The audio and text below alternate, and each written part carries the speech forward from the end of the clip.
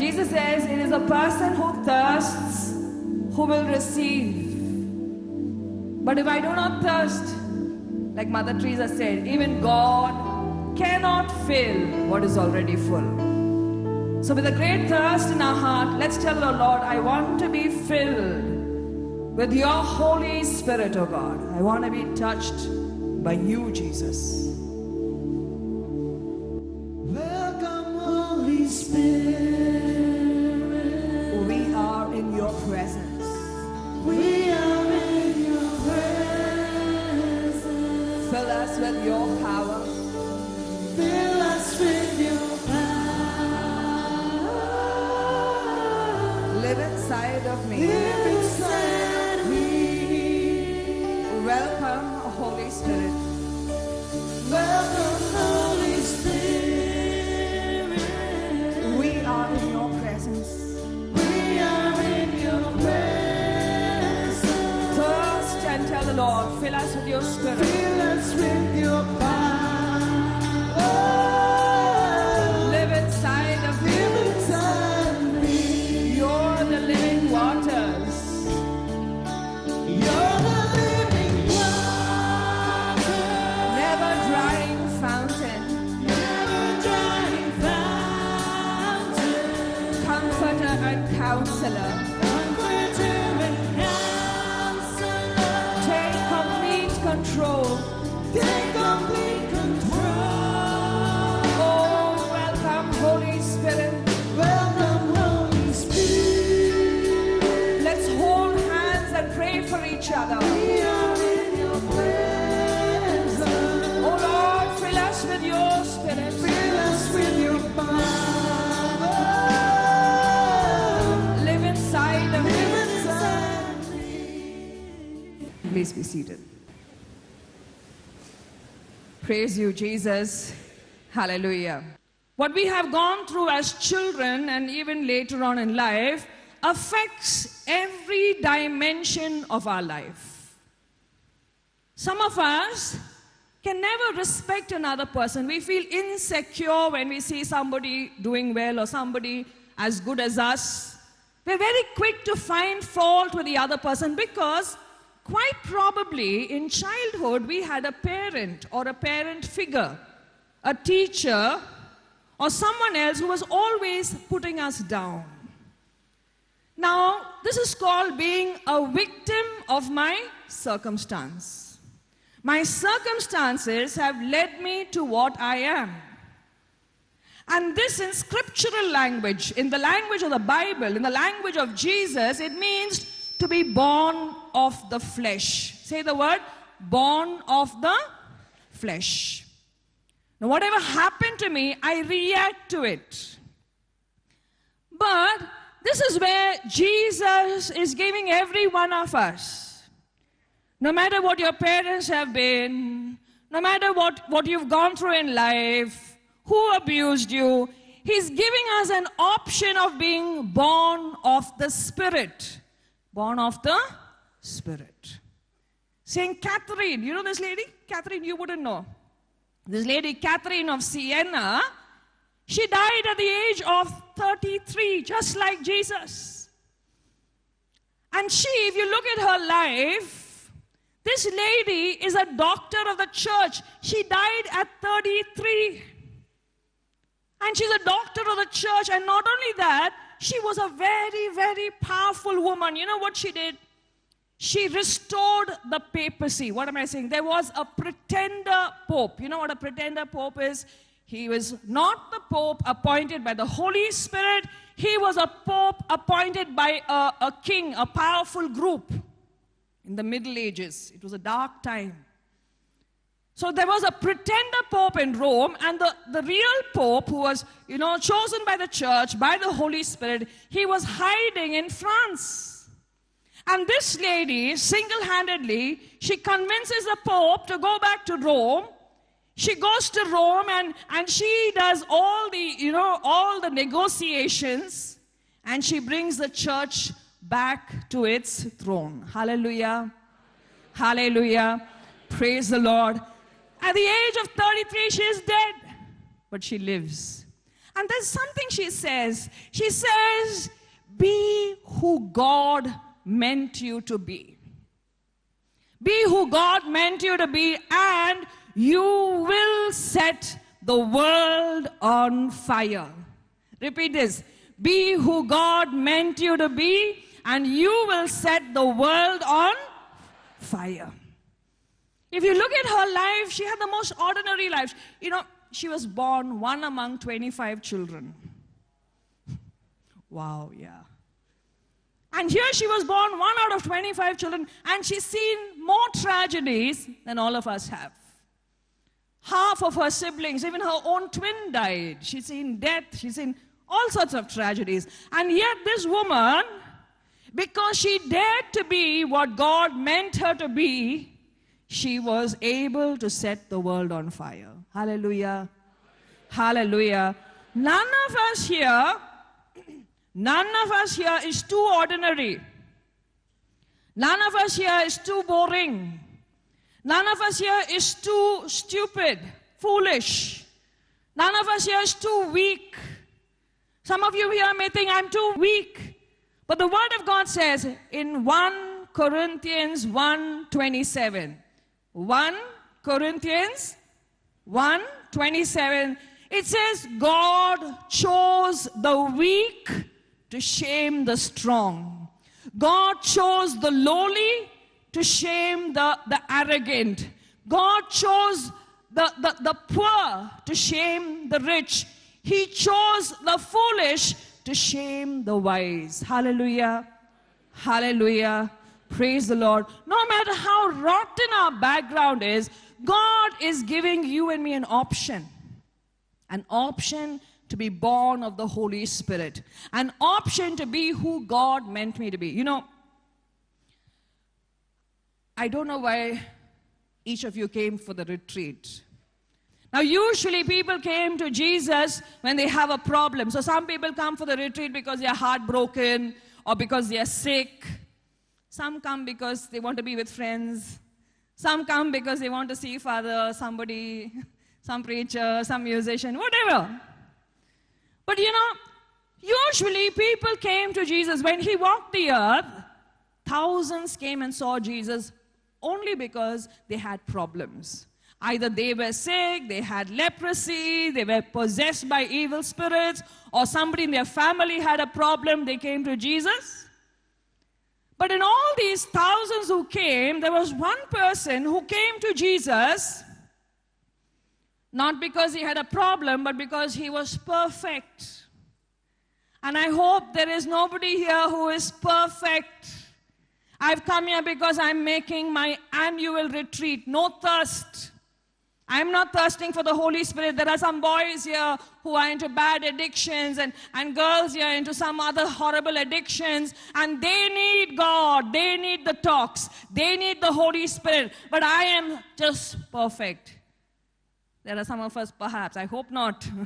I hope the Holy Spirit has opened our eyes through these days of retreat to understand that how much we need the Holy Spirit. So this guy, he comes, and we read of him in John chapter 3.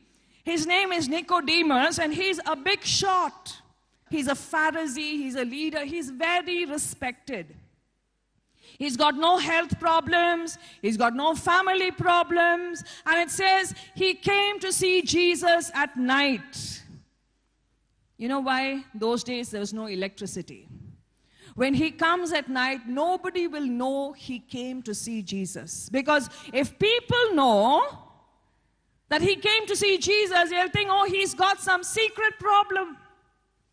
They'll start gossiping about him. So he comes to Jesus, and he's coming to Jesus to share some ideas, to see what's happening, to find out from Jesus, you know, what he's doing. Why are the crowds going to him? He's coming out of curiosity. And you know what Jesus tells this Mr. Perfect? John chapter 3, verse 7, Jesus tells him, Mr. Perfect, don't be surprised, but you have to be born of the Spirit. You have to be born of the Spirit. You need to be born again. You cannot remain in the flesh. You cannot be a victim of your circumstance. You cannot allow your circumstances to dictate you. You need to be born of the Holy Spirit. And Jesus says in John 6:63, he says, what is born of the flesh is no use. It will lead you nowhere. But what is born of the Holy Spirit, when you are born of the Holy Spirit, you will have life. Hallelujah. We have to live life. Some people exist. But we don't want to exist. We want to live life. And this is where Jesus says you have to be born of the Holy Spirit. You know, friends, and this is a daily experience. Sometimes we think, oh, I'm coming once a year for a retreat. And that's my connection with God. And the remaining, 358 days of the year, I'm living normal life. Normal life means no hallelujah, no Bible, no prayer. I'm normal. Normal. I wonder what normal is. The Holy Spirit experience is about renewing my spirit. Some people think, I made retreat in Porta. That's like doing PhD. Going for Sunday Mass is like doing BA. Then I go to prayer group. Oh, that's MA. Porta, that's like big time achievement. Local retreats is MPhil. Going to Porta is PhD, and they think that's once in a lifetime affair. But the fact is this, you and I have to make a choice if I'm going to be renewed today, every day of my life. And it's so important because we have no choice about the fact that change is a constant factor. The one thing that is true for every one of our lives is daily there is change in us. And you and I can decide whether that change is going to be a positive change, a change where I'm renewed in the Holy Spirit, or a change where I'm destroyed. Okay, I'll give you a quick example.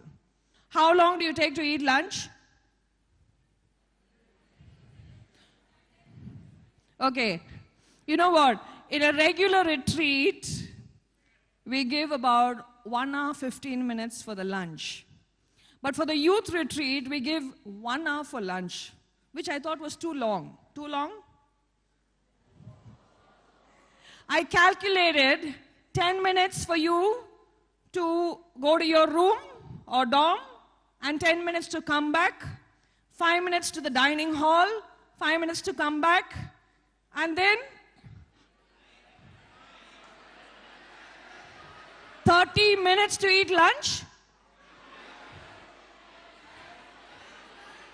Okay, she told me, big queue. Big queue.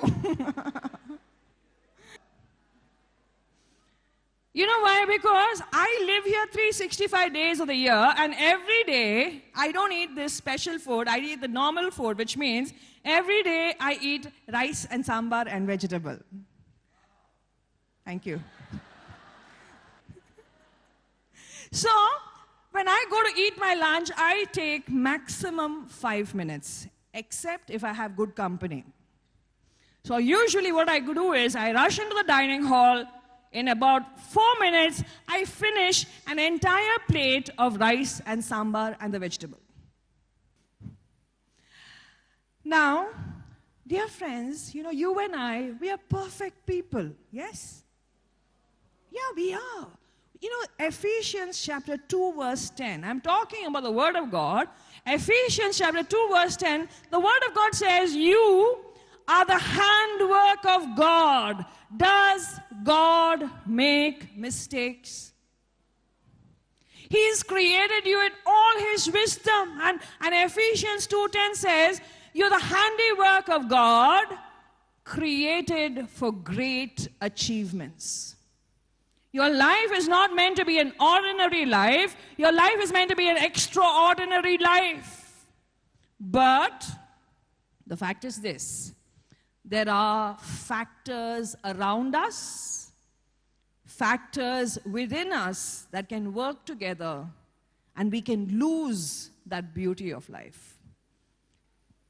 And in our lives, there are factors around us, circumstances, and maybe also something within us that work together, that today we're not the person whom God meant us to be. We are people perhaps with a lot of fears. We are afraid of our future. We're afraid because in the past we were ill-treated or we were ignored or we were insulted by someone we trusted. And after that, I'm afraid of trusting anybody because I don't want to be hurt again. In the past, I worked so hard to achieve a prize, maybe a good mark, a good compliment or whatever, and my best was not good enough, and I thought, why should I work? And today perhaps we are wondering why I'm not motivated. Why I'm not able to give 100%, even at this retreat. There are some of us here who are giving 100%, and some of us, we're not able to. And the problem is, we are living as victims of our circumstance. There are factors, but this is where we're going to quickly, this today is dedicated to the healing of our inner person. The renewal, that we can be born of the Holy Spirit. And Jesus explained to the disciples, the Holy Spirit is your comforter. That means no matter what went wrong in your life, when the Holy Spirit comforts you, you will not feel sad.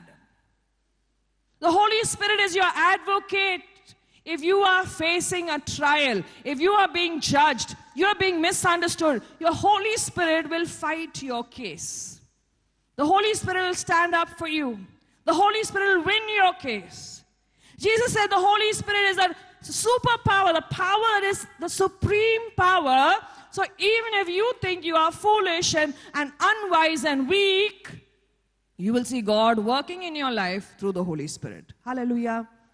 Hallelujah. Praise the Lord. Now, I'm going to quickly take you to the Bible in Ephesians chapter 3 verses 14 to 20.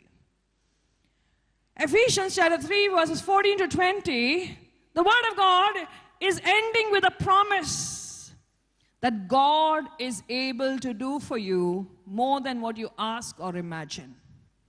And for that, the first thing that is required is that you are strengthened in your inner person.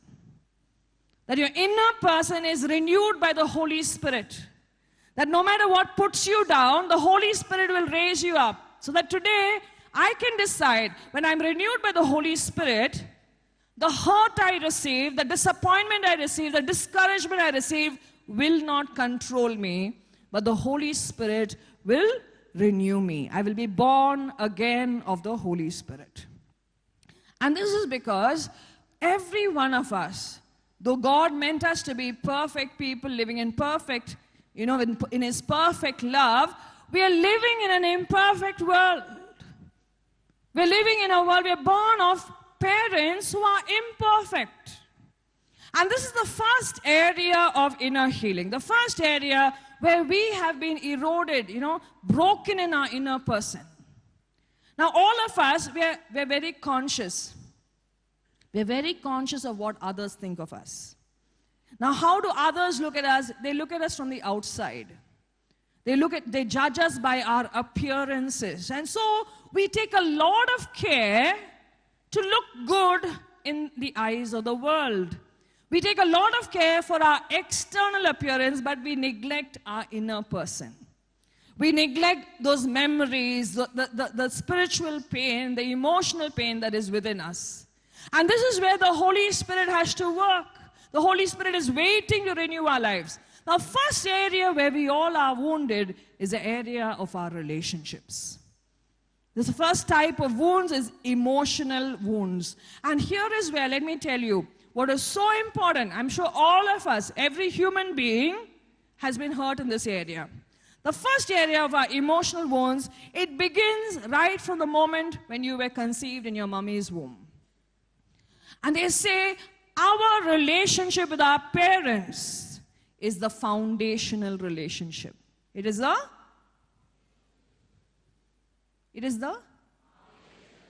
You know what a foundation is? If the foundation is cracked, if the foundation is weak, the building will not stand. Now, we had parents. Now, why did God give us parents? Because God wanted to love us. He brought two people together, and through them, He wanted to pour His love into our hearts. But these two people, they themselves were wounded. They themselves had sinful areas that they were struggling with. And these are two things, wounds and sin, that prevent a person from loving another. Because when I'm wounded, suppose, I have a toothache, even if you put the best food in front of me, I will be obsessed by the pain that is there in me. And this is the problem about wounds. When you are wounded, you cannot think of anything else except the wound. So some people, you see, they'll only talk about themselves. They're only worried about what they need. Maybe we are a bit like that. And this could arise from the fact that we have a wound. A person who's wounded will struggle, will struggle to love. I cannot think of another person. The other area is sin. Sin is what? Sin is selfishness. A person who's selfish definitely cannot love, cannot think of another person. A selfish person will make a lousy wife, a lousy husband, a lousy priest, a lousy servant of God. If I am selfish, I'll be a lousy servant of God. So selfishness, when a parent is struggling with their own wounds and with their own areas of sin, they are not able to give us all the love we can. And therefore, in our hearts, there's an emptiness. Now, no parent is perfect except God. You may have the finest people as your parents, and yet definitely you would always feel they could have done more. And this is where we see when there is an emptiness in our heart, you know what? We're looking around for someone to fill that emptiness. For some way to fill that emptiness. If I feel, okay, if I drink, or if I go into porn, or if I take drugs, I can fill my life. Maybe I'm looking at another human being. I'm thinking, okay, I don't have a dad. My dad was absent. Okay, I want this boy to love me and make me feel good because I didn't have a dad. I don't have a mom, or I don't have a whatever. I didn't receive my parents' love, and I'm looking to this girl. I'm looking to someone else to fill that space. No other person can. No other person can. What will happen is the relationship will become so strained because I'm expecting too much from the other person. Hallelujah. Hallelujah. Praise the Lord. I go around busy trying to fill my heart with what the world can give me. And I can never be who God meant me to be. I will try to be what the world wants me to be, what my friends want me to be, what someone who I'm looking to wants me to be. I will not be free.